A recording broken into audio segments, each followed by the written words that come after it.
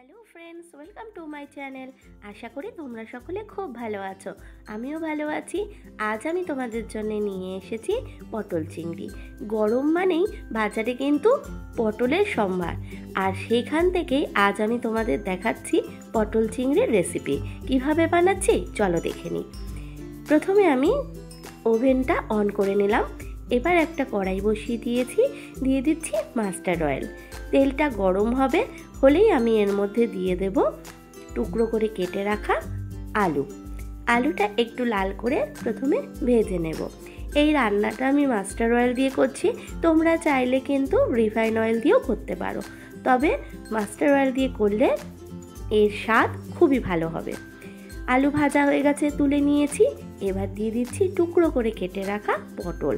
আর দেখতেই পাচ্ছ পটলের গায়ে কিন্তু একটু খোসা রেখে রেখে কেটেছি, এভাবে করলে কিন্তু খুব ভালো হয়। আর পটলটাও আমার ভাজা হয়ে গেছে, আর কড়াইতে একটু লেগে গেছে, প্লিজ তোমরা এটা ইগনোর করো। এবার পটলটা তুলে নিচ্ছি। এবার ওই কড়াইয়ের মধ্যে দিয়ে দিচ্ছি আরেকটু পরিমাণে তেলটাকে একটু গরম হতে দেব। তারপর এর মধ্যে আমি দিয়ে দিচ্ছি সাদা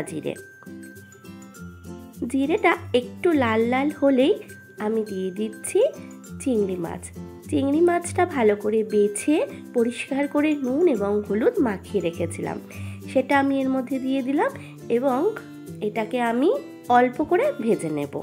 খুব বেশি ভাজলে চিংড়ির কিন্তু স্বাদ কমে যায়।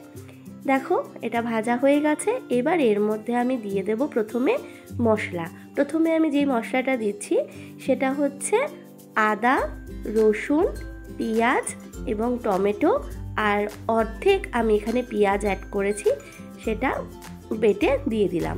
তারপর আমি দিয়ে দিচ্ছি পরিমাণ মতো নুন, হলুদ, জিরের গুঁড়ো, লঙ্কার গুঁড়ো, আর স্বাদ ব্যালেন্স রাখবার জন্যে দিয়ে দিচ্ছি চিনি।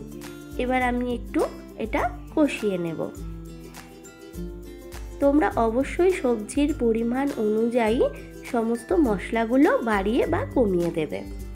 একটু নাড়াচাড়া করা হয়ে গেছে। এবার এর মধ্যে আমি ভেজে রাখা পটল এবং আলুটা অ্যাড করে দেব।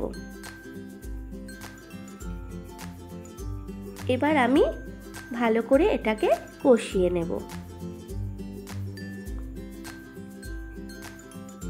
অনেকেই অনেক রকমভাবে পটল চিংড়ি রান্না করে, আমি এভাবে করি। তোমাদের ভালো লাগলে অবশ্যই একটা লাইক করবে, কমেন্ট করবে, আর যদি ভালো লাগে তাহলে বন্ধুবান্ধব বা আত্মীয় পরিজনের সাথে শেয়ার করবে। দেখো আমার কিন্তু কষানো হয়ে গেছে। এবার আমি দিয়ে দিলাম জল, আর রান্নাতে আমি একটু উষ্ণ গরম জল ব্যবহার করি। এখানে দেখো 3 থেকে 4 কাপ মতো জল আমি অ্যাড করেছি। খুব বেশি জল দেওয়ার দরকার নেই, কারণ এটা একটু রসা রসা হয়। এবার আমি ফুটতে দেব। 5 থেকে 7 মিনিট এটা ফুটবে। দেখতেই পাচ্ছ বন্ধুরা, ঝোলটা ফুটে উঠেছে। আমাদের কিন্তু রান্না প্রায় শেষের পথে। এবার আমি এর মধ্যে দিয়ে দেব গরম মশলা। ব্যাস, এত সুন্দর একটা গন্ধ বেরোচ্ছে, তোমাদেরকে আমি বলে বোঝাতে পারবো না। আমার কিন্তু রান্নাটা রেডি। এবার সার্ভ করে দিই। ব্যাস, তৈরি হয়ে গেল চিংড়ি পটল। কেমন লাগলো অবশ্যই জানিও। আমার চ্যানেলের নতুন বন্ধু হয়ে থাকলে প্লিজ চ্যানেলটিকে সাবস্ক্রাইব করে আমার পাশে থেকো। আজ এই পর্যন্তই, নমস্কার।